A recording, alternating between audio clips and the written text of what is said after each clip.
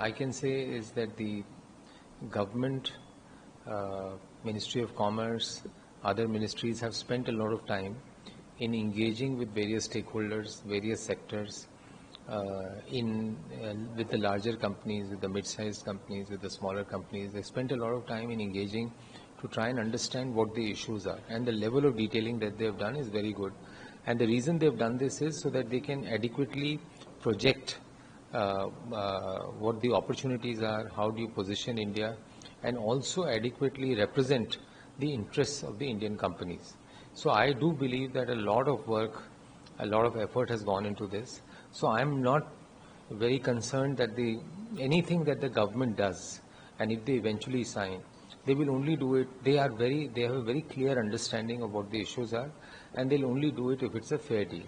Having said that, between having a deal done, a fair deal done, and no deal, a fair deal is definitely something that industry would prefer, because otherwise you are imposed with a tariff of 26%, which if you compare with some of the other countries that India competes with in exporting into US, particularly the neighboring countries of US or some of the Eastern Asian countries where the tariff rates are lower, there definitely some of the Indian exporters will have greater competition from those markets because they will have a tariff advantage.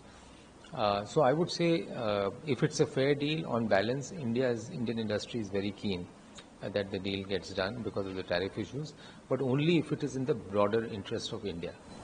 And so if it doesn't materialize, then how it is going to impact India? Very difficult to say. I think, as I said, that from an export standpoint, I think in some products, with some countries, India's competitiveness will get challenged more. And to that extent, I think there would be in some sectors where there could be challenges. The second, I